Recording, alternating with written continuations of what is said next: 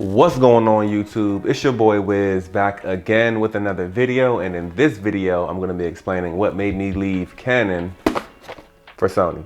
So let me just start by saying that I'm a hybrid shooter, meaning that I shoot both photos and video. I mainly use my camera to produce my wife's Instagram and YouTube content in the forms of photo and video. Of course, I have a YouTube channel that I run myself, so I'm doing video. I'm also doing photos for myself. As far as client work is concerned, I do like portraits, headshots, and events on the photo side. And mainly on the video side, I do a lot of commercial work and events as well. So when I first purchased the camera back in 2018, I got what I could afford, and that pretty much was the Canon T7i. I did a whole lot of research, and based on my budget and what I was looking to do, that was the best choice that I came up with. And I gotta say that that camera served me really well for like the 2.5 years that I had it. I was pretty much doing mostly the same thing as it pertains to the YouTube and the Instagram content. Wasn't really doing any paid work back then, but like I said, the T7i served me really well. One thing I will say about Canon is that it is a very good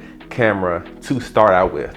But as time went on and I found myself wanting to do more things and just found myself just really wanting to up like the production value, like personally and professionally for other people, I started doing my research. And of course, you know, the whole Canon versus Sony thing is always something that you come across, you know, on YouTube. And I'm not here to bash or trash Canon in any way. Like I said, I really do like Canon cameras. However, once my budget got a little bit better and I really started just doing more research and experimenting with other gear, I really always kind of find myself just really taking a liking to what Sony was offering. Now that takes me to the number one reason why I made the switch, and that is the image quality. Now I know it's not fair to compare the T7i, which is a crop sensor camera, to that of the A7 III, but when I compare the A7 III to the Canon equivalent, which is the EOS R, I really found myself just finding the A7 III, although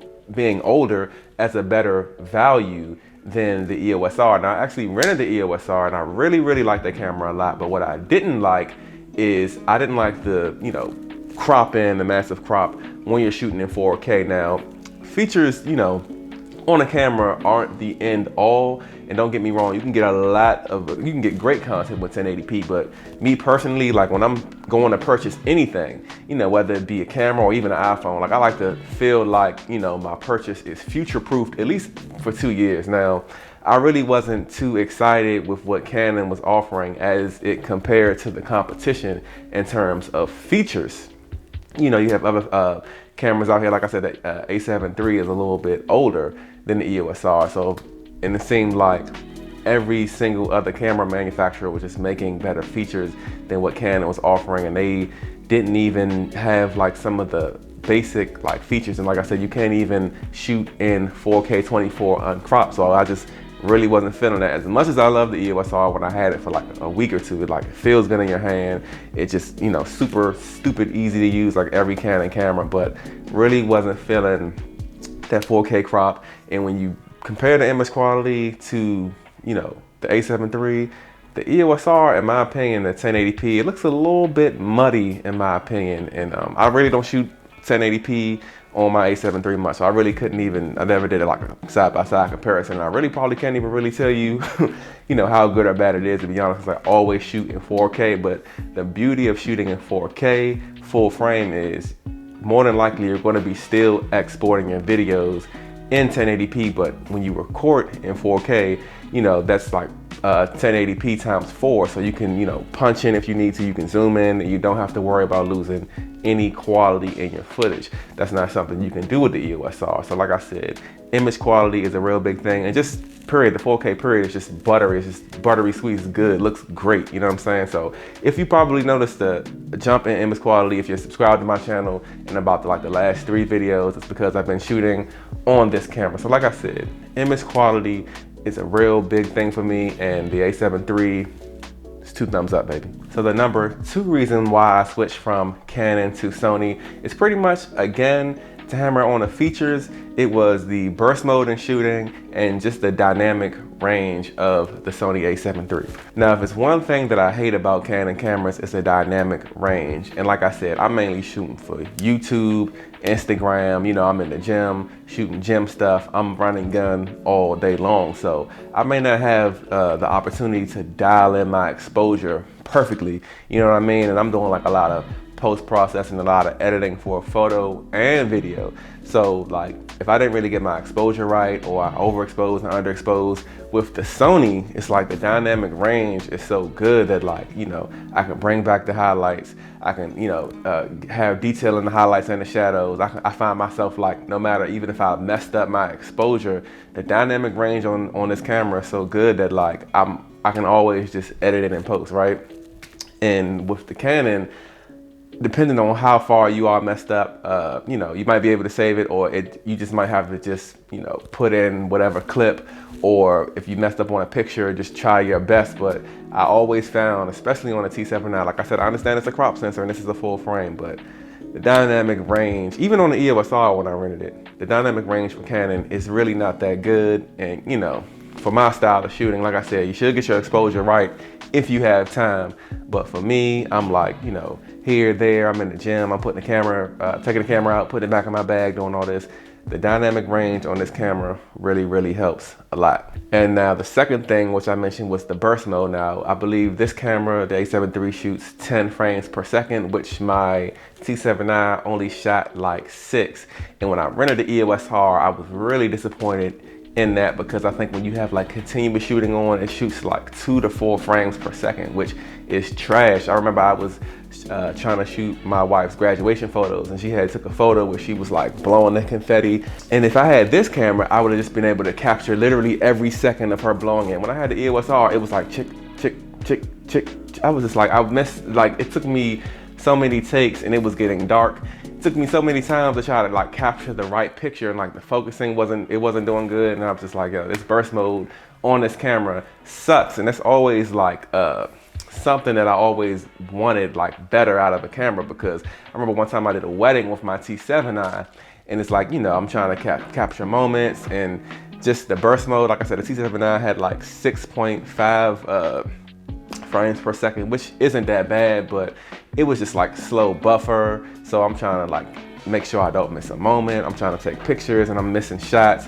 With the a7 III, like I said, you get 10 frames per second. So that thing is just firing away and you're catching everything. So like I said, the burst mode with the dynamic range, that is something that really helps me out, especially in the gym with both photo and video. So the last thing that made me switch from Canon to Sony was pretty much where I felt like the company was going as it pertained to video. So like I said, I'm a hybrid shooter. I shoot both photos and video. And when it pertains to video, I just felt like Canon, just not even saying they didn't put video first, because that's not their job, but I feel like they weren't really offering that like end all hybrid camera that's gonna really like be suitable for like professional work in both photos and video. Now, I was really hyped for that R6 to come out, because I already knew I wasn't gonna be able to afford the R5, but that R6, that $2,500 price point, you know, for the features that it was gonna have, or the features that it has, the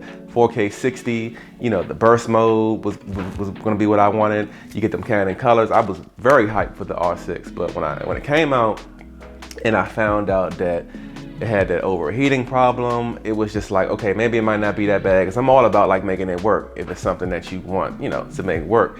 But the more and more I'm looking at more reviews, and it's just like, at some point, you know, you gotta use your better judgment, or the judgment of, you know, other professionals and people that's reviewing this camera, when they're saying that it's not good for like professional use. It's usable. I've seen people, you know, they say if you shoot in burst and this and that, but like just my last 2 video jobs alone, I'm recording for like 3 hours. Like, you know, I couldn't imagine recording and then having to tell a client that the camera's overheating and then I have to wait for it to cool down. So like I said, I'm really disappointed about the overheating with that R6. And then when you just look at some of their other releases, you know, the R5's higher end, better quality, goes through the same thing. They say their firmware updates out now, but I mean, they just show that pretty much they don't really put video first, unless you're going to purchase one of their more expensive cinema cameras, then you're all good, but then you lose the photo capability. So in my opinion, it was either deal with the R5 or the R6 and their shortcomings, buy the EOS R, which is pretty much was outdated the day that it came out, or switch over to Sony, where you know, it's the jack of all trades. It's like the, you know, the Army switchblade. It has everything on there that you need, you know what I'm saying? And I just felt like Canon, I don't really know which way they want to go. It's like they're trying to make things to appease to everybody. They got the M line, which is for like your beginners or video YouTubers. I don't know. It's like they got that. They got the Rebels. They got the 90D, which was like, where does that fall in? The EOS R, R6, and all those cameras are not like really like what is the word I'm looking for? They're not like specialty for anything. They're just cameras. They work. They're not great. But it's just like, I feel like with the Sony, they make it so simple. You know, if you only do photos, get the A7R, whatever. If you do video only, get the A7S, whatever. If you do both, then get the A7 III or the A7 IV when it comes out. I just feel like the direction and just like what they're bringing to the table is just more clear. And I just feel like they're being more direct with who the cameras are for. I feel like they're not skimping on any features. And to be honest, I just feel like going forward, you know, they've already shown that they understand what the consumer wants. So if I gotta invest my money into a camera system, I'm gonna ride with Sony. And it sucks because I really did like the lenses and the offerings from Canon. I felt like they had like more lenses to choose from, more budget lenses. You know, like I said, they cost less than Sony, but when it comes down to quality, you do get what you pay for. And like I said, the Sony cameras, they just pack more inside of them than a Canon camera, and you get better quality, in my opinion. So that's where I'm gonna go ahead and leave this video. If you did enjoy this video, make sure to give it a thumbs up. I would really appreciate it. And comment down below, what are you shooting with, man? You team Canon, team Sony? It doesn't matter at the end of the day, man, as long as you're creating some fire content. It doesn't matter whether you're shooting with your cell phone, a GoPro, or anything. But like I said, man, this is just my opinion. So it's gonna be more videos to come with my A7 III and some of the lenses I have. But until then, I'm gonna catch you guys in my next video. Peace out, baby.